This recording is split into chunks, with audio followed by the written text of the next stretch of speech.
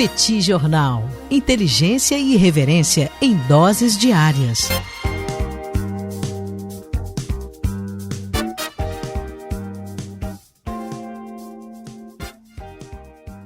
Olá, gente. Bem-vindos, bem-vindas ao Petit Jornal. Esse é o bate-papo número 1077. Estamos gravando numa live no YouTube do Petit Jornal. São exatamente 19 horas e 13 minutos da segunda-feira, 18 de maio de 2026. Cá está a dupla de costume, a dupla que você conhece de cor, Tanguy, o Bagdadi animado, contente, preparado, revigorado, resiliente, retumbante, descansado, com tarifas pagas, ressarcidas, cheio de dinheiro no bolso, professor Bagdadi esbanjando com produtos inúteis, está aí comprando figurinhas, está aí realmente querendo completar o seu álbum o mais rápido possível. E ele segue aí com muita insônia, muito preocupado com temáticas internacionais que têm trazido muita dor de cabeça para todos ao redor do mundo. Temos também Daniel Souza, que é esse que vos fala. Ao longo dos próximos minutos, vamos repercutir os principais acontecimentos internacionais das últimas horas. Como vai, professor Bagdadi? Tudo bem? Vamos a isso. Tudo bem, Daniel Souza, com S. Vamos lá para mais esse bate-papo 1077. São 19 horas e 14 minutos, então já estamos sabendo, para a alegria de Daniel Souza, que Neymar Júnior foi convocado para a Copa do Mundo. Daniel Souza estava com faixinha na cabeça, esperando a convocação de Neymar. E já estamos aqui, portanto, para falar sobre esse mundo pedregoso, pantanoso, difícil, complicado. Com a sua companhia, muito obrigado pela sua presença aqui. É um prazer que vocês estejam com a gente.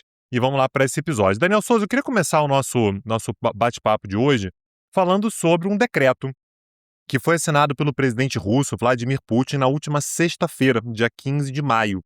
Nesse decreto, Daniel, ele facilitou a obtenção de passaporte russo por parte dos cerca de 350 mil habitantes da Transnistria.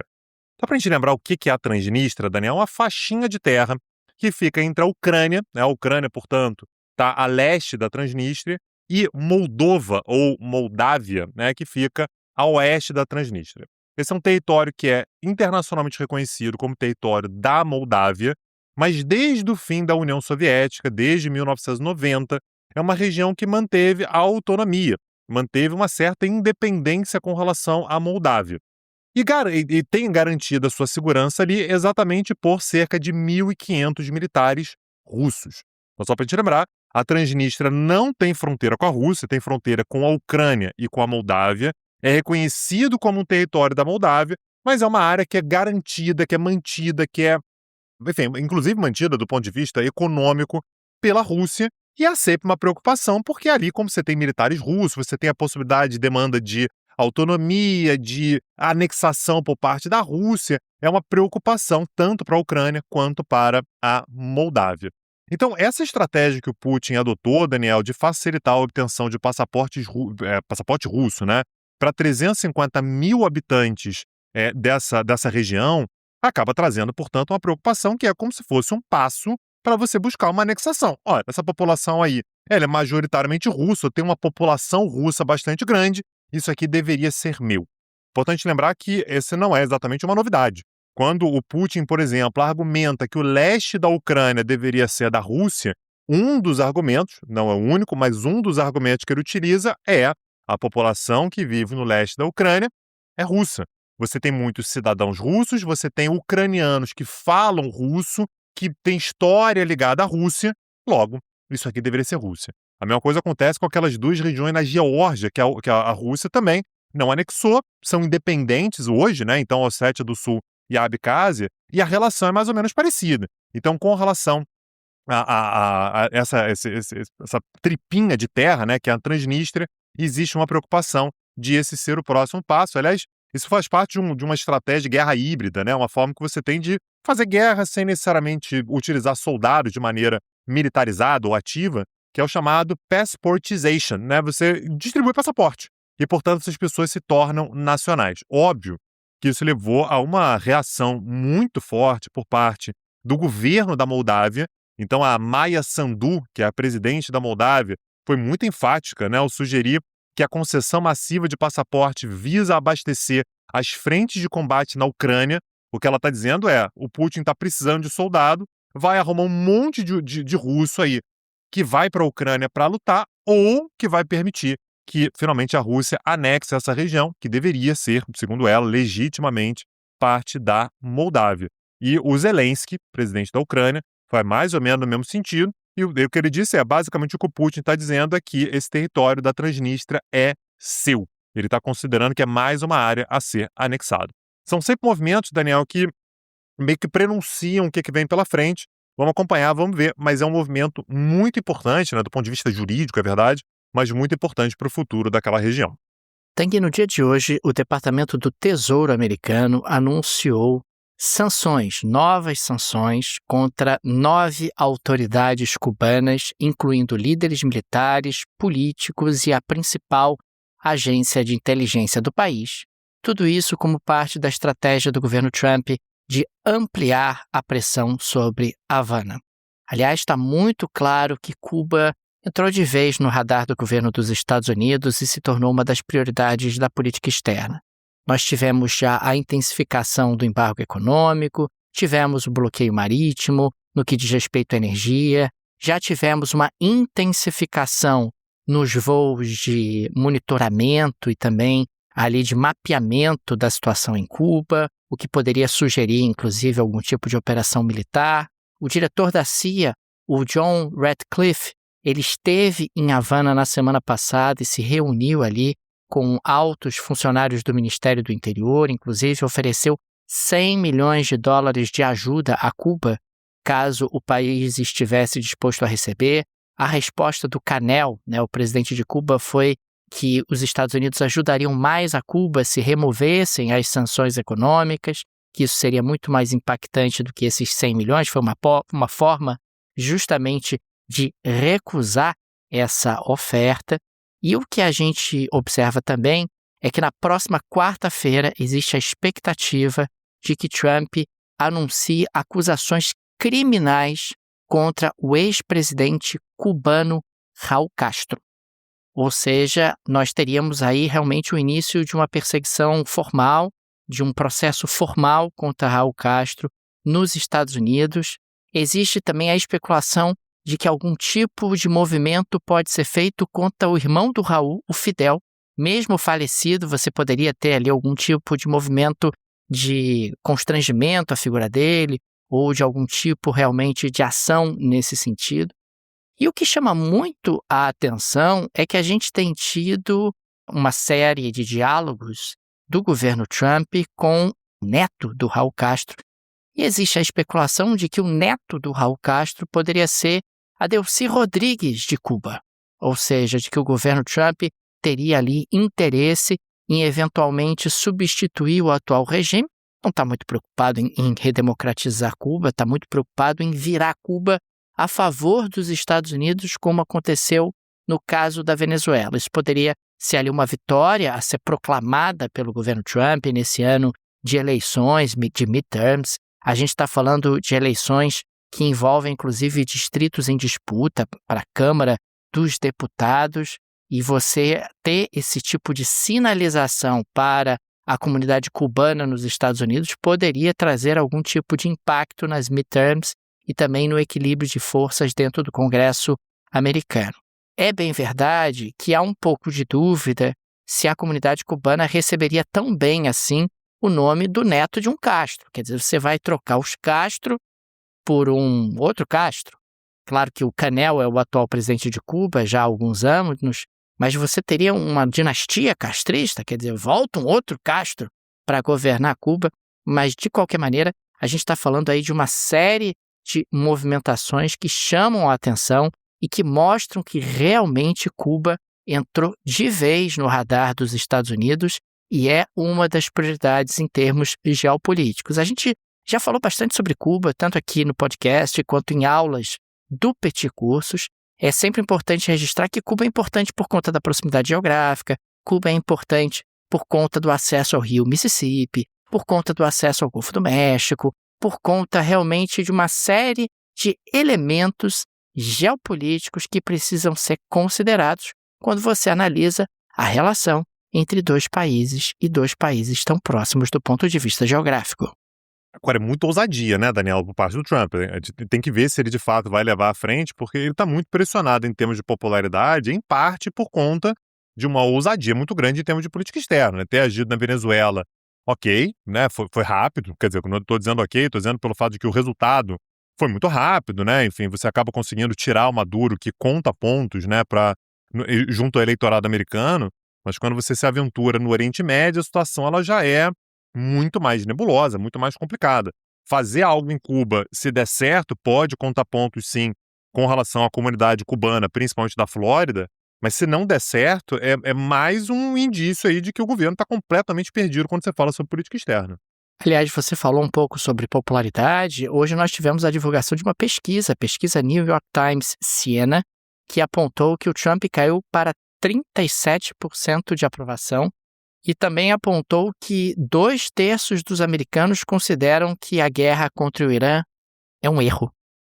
E isso acaba sendo ali um elemento de desgaste. Os 2 pontos de desgaste, sem surpresa, para o Trump são a guerra no Irã e também a inflação, que está acima dos 3%, aliás, está em 3,8% nos últimos 12 meses nos Estados Unidos, que é muito alto para o padrão americano, né? E tudo isso, Daniel, que a gente vê que são coisas que mexem com o nosso cotidiano e mexem com as decisões que nós temos que tomar, tanto nos nossos negócios, quanto, né, na maneira pela qual a gente gerencia as coisas. E aí eu vou deixar aqui o convite da Fundação Getúlio Vargas, né, a renomadíssima FGV, que está lançando agora o Workshop Internacional Geopolítica para Líderes, o conflito entre potências e suas consequências no dia a dia.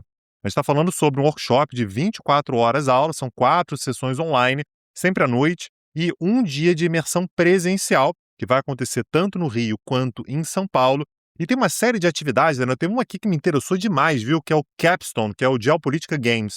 Ou seja, você basicamente vai ter uma simulação ali no estilo jogo de guerra, em que o participante treina como é que se toma decisões estratégicas sob pressão geopolítica e geoeconômica, só para a gente ter uma noção do que você pode, do que você vai ter acesso, né, nesse curso, além de uma série de discussões com professores extremamente renomados, entre eles o professor Daniel Souza, que figura entre os professores de destaque desse workshop da FGV. Fica aqui o nosso convite, gente, a nossa recomendação para o workshop da FGV, link no descritivo desse episódio.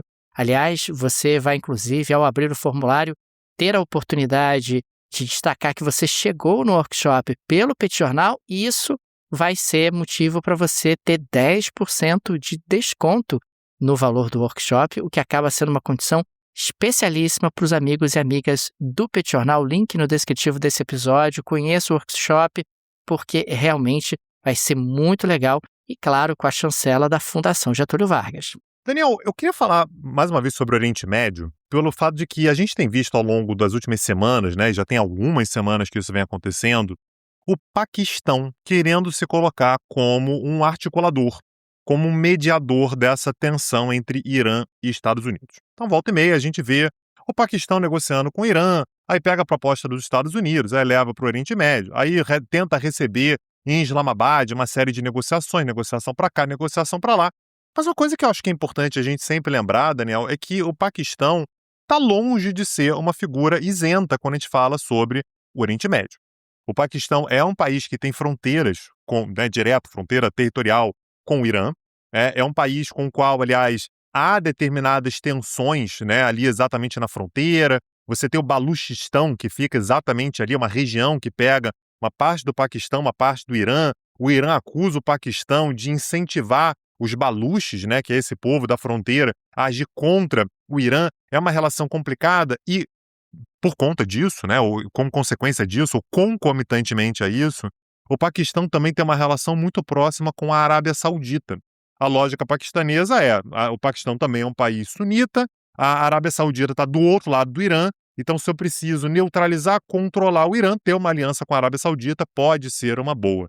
Eu estou falando isso tudo, Daniel, porque fontes de segurança começaram a falar ao longo dos últimos dias de que há uma mobilização paquistanesa e de ajuda à Arábia Saudita nesse momento de tensões com o Irã.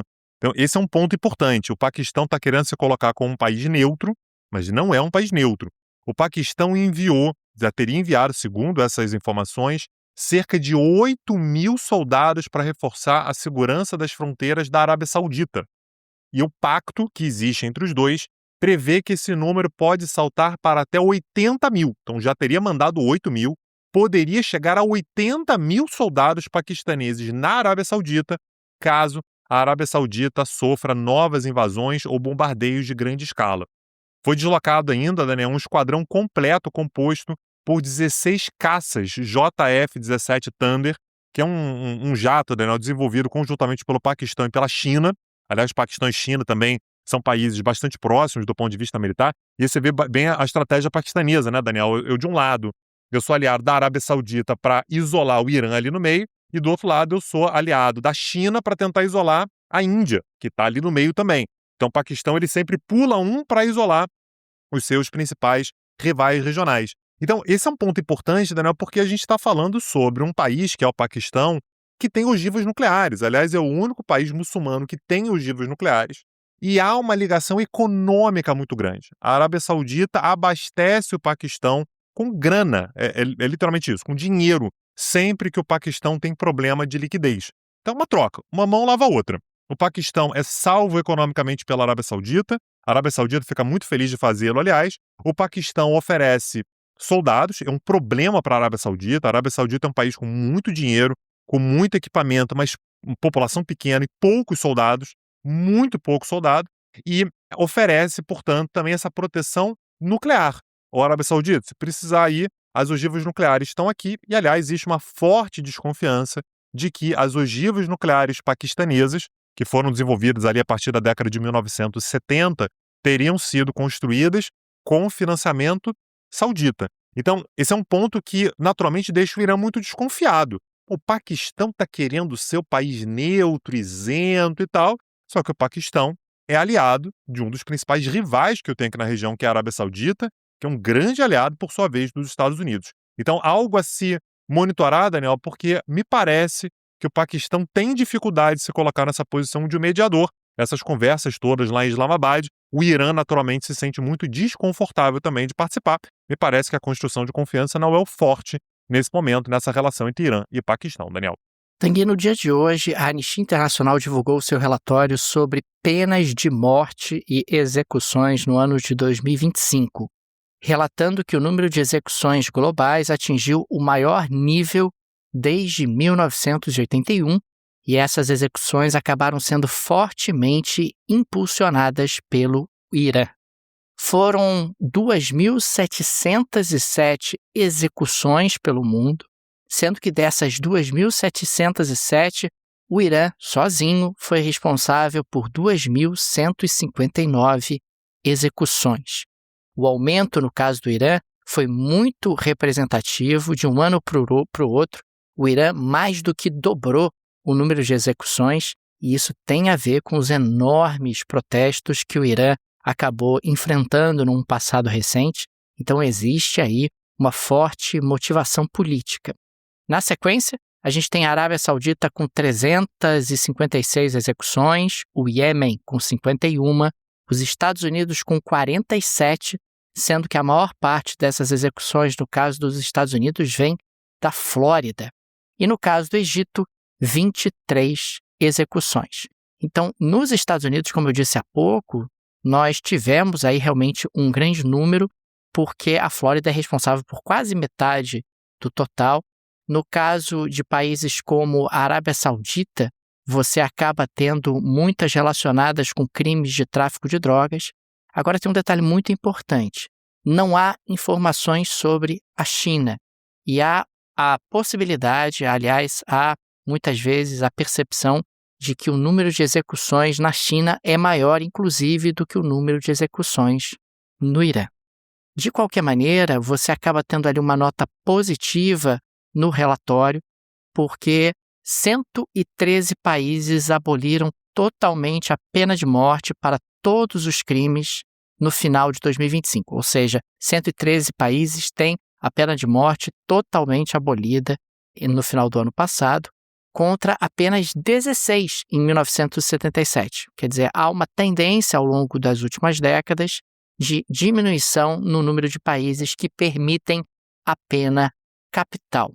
mas, de qualquer forma, é sinal dos tempos que a gente tem aí um crescimento desse tipo de pena e um crescimento puxado pelo Irã. Muitas vezes a gente fala sobre a República Islâmica aqui no nosso podcast e a gente não pode perder de vista que o Irã é uma ditadura horrorosa que trata mulheres como cidadãs de segunda categoria e executa muitos dos seus cidadãos por motivações políticas. Daniel, eu queria trazer a nossa discussão para a América Latina, para um vizinho brasileiro que é a Bolívia.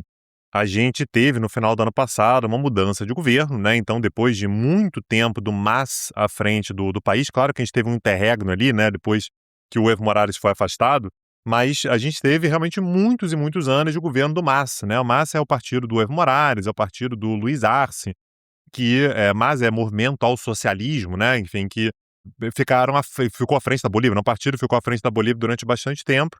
E em novembro do ano passado, nós tivemos uma mudança e assumiu a presidência Rodrigo Paz. Rodrigo Paz, que é um liberal, né? Ele tem uma visão bem mais à direita para a política boliviana, e um dos discursos dele, uma das promessas dele, foi exatamente acertar as contas públicas.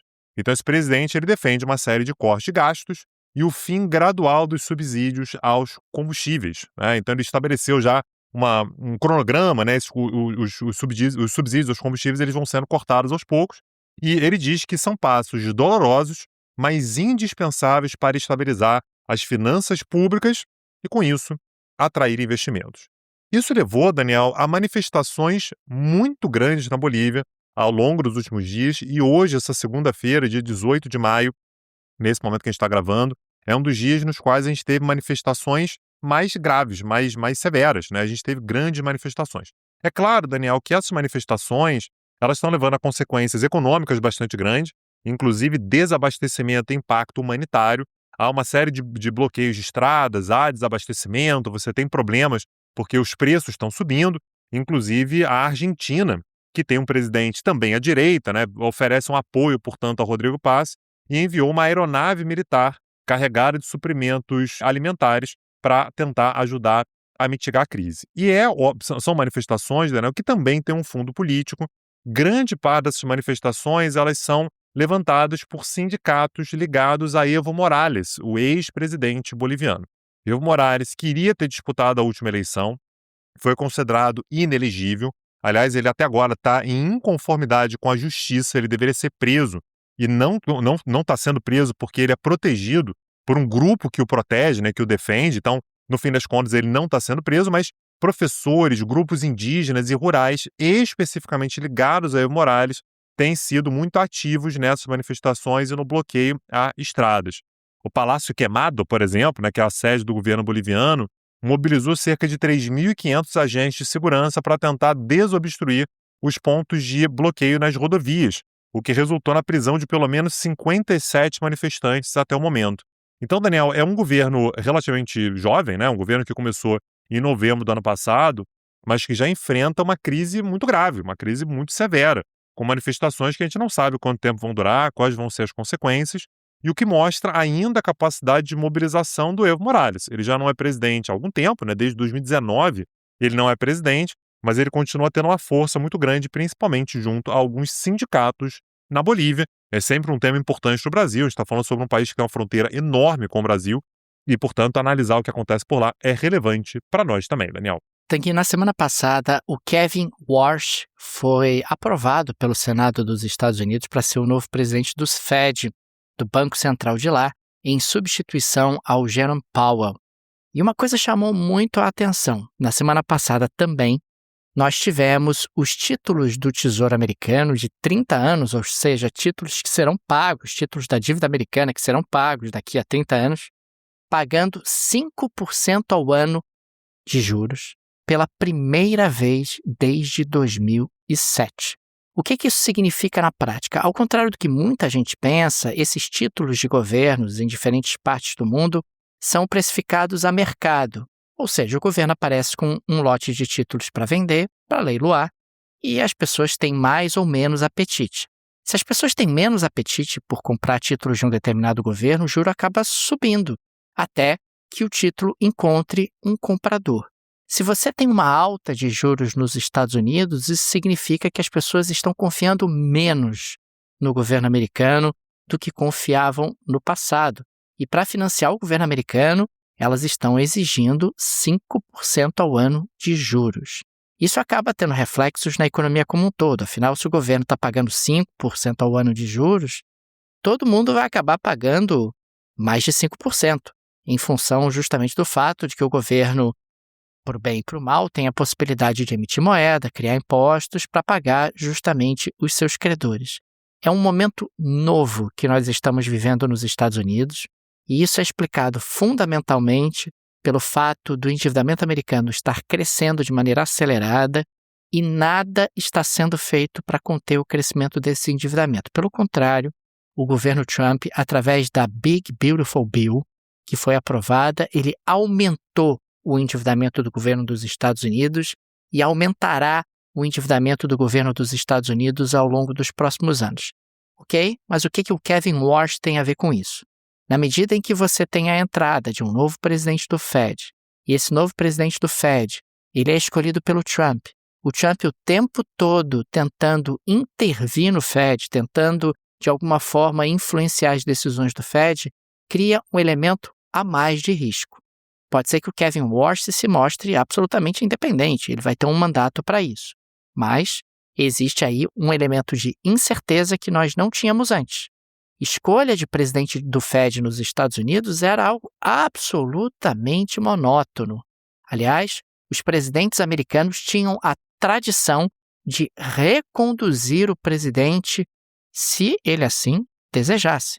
Então nós tivemos, por exemplo, o Alan Greenspan, que foi presidente do Fed por 20 anos e acabou sendo empossado pelo Reagan, depois reconduzido pelo Bush pai, reconduzido pelo Clinton, reconduzido pelo Bush filho. Depois nós tivemos ali o Ben Bernanke, que foi escolhido na época do Bush filho, depois foi reconduzido pelo Obama. Quer dizer, não tem ali muito problema. Se você escolheu um técnico, seguimos adiante. Agora, o Trump é que quebrou isso, quebrou no mandato anterior, quando ele não quis renovar o mandato da Janet Yellen, substituiu a Janet Yellen pelo Powell, que foi reconduzido pelo Biden, o Biden acabou trazendo de volta um pouco essa tradição, e agora o Trump, insatisfeito com o Powell, que ele mesmo havia escolhido, agora coloca o Kevin Warsh. Vamos ver o que acontece daqui para frente, mas o presidente do Fed tem muito poder e juros nos Estados Unidos tem muita influência para a economia mundial. Daniel Souza, eu queria que a gente tratasse na Geleia da Shakira de hoje sobre mais uma demonstração da força de pressão que o Petit Jornal exerce ao redor do mundo, né, Daniel? Eu acho que o shakirismo cultural que é difundido pelo Petit Jornal tem trazido influências enormes, né, nas decisões que são tomadas mundo afora. Conta pra gente, Daniel. Tanguy, pois é, nós somos shakiristas, não escondemos isso. Vivemos aqui com Shakira suas dores, mas também suas alegrias. E no dia de hoje, em audiência na Espanha, tivemos uma decisão. O fisco espanhol terá que devolver a Shakira 60 milhões de euros, anulando cobranças de 55 milhões em liquidações fiscais e multas, mais juros, para aí sim totalizar os 60 milhões de euros. Lembrando que essa crise começou por conta de acusações do fisco espanhol, que sempre esteve errado. A Espanha está sempre errada, Tanguy, sempre errada. O fisco espanhol acusou a Shakira de não ter pago impostos entre 2012 e 2014, período em que ela era casada com o Piqué. A argumentação do fisco espanhol é que ela tinha passado mais de 6 meses na Espanha e, consequentemente, seria residente fiscal. E a Shakira considerava que ela era residente fiscal nas Bahamas e, consequentemente, não devia recursos ao fisco espanhol. O fisco espanhol correu atrás, processou, etc., ganhou e agora perdeu. Como deveria ter sido, desde o início. A nossa querida Shakira vencendo uma batalha contra o fisco espanhol. Eu realmente não tenho muito problema. Shakira contra o fisco espanhol. De que lado ficarei? Meu Deus do céu. Obrigado, Shakira, por mais essa vitória. Ô, Daniel, então eu tenho algo em comum com a Shakira, né? Tanto ela quanto eu recebemos nosso reembolso por conta de injustiças que foram cometidas aí com relação a impostos, tarifas, tributos, enfim, cobrados indevidamente. Shakira, estamos juntos. Daniel Souza, a gente tem que deixar aqui mais uma vez reforçar o convite a todo mundo que está nos ouvindo para a aula gratuita que a gente vai oferecer amanhã, nessa terça-feira, 19 de maio, às 19 horas, lá no YouTube do Petit Jornal. Confere se você está inscrito lá no canal, ativa lá o sininho para você ser avisado. Com certeza a gente vai falar sobre a OPEP. O que é a OPEP? A OPEP ainda faz a diferença no fim das contas e é um gostinho, um sabor que você pode ter ali para conhecer como é que funcionam as aulas lá do Petit Cursos. Acessa lá petcursos.com.br, que é uma forma de você conhecer a nossa plataforma de aulas, de cursos, de debates acerca de atualidades, acerca de temas econômicos, políticos, culturais, religiosos. Tá tudo lá no formato de streaming, ou seja, você assiste do jeito que você quiser, na hora que você quiser, na ordem que você quiser, petcursos.com.br. Fica aqui também o nosso agradecimento aos apoiadores e apoiadoras do Petit Jornal, vocês que ajudam a manter o nosso projeto. Petit é uma mídia pequena, é um produto digital artesanal e precisa muito da ajuda de seus apoiadores para ser mantido e por isso fica aqui o nosso agradecimento a cada um de vocês. Fica também o convite, se você gosta do nosso projeto, se ele faz diferença na sua rotina, considere nos apoiar. No descritivo desse episódio tem várias alternativas, tem a chave Pix, que é uma forma prática e instantânea de apoiar o Petit Jornal. Você pode, inclusive, ativar o Pix recorrente, chave Pix no descritivo do episódio. Tem o link do Apoia-se, o link do Patreon, que acaba sendo uma forma bacana para quem vive no exterior. Temos certeza que uma dessas alternativas será confortável para você. Amanhã estamos de volta com aula e com episódio. Nos vemos, Daniel Souza. Um abraço, até a próxima. Valeu! Tchau, tchau! Petit Jornal. Inteligência e irreverência em doses diárias. Acesse www.petitjornal.com.br.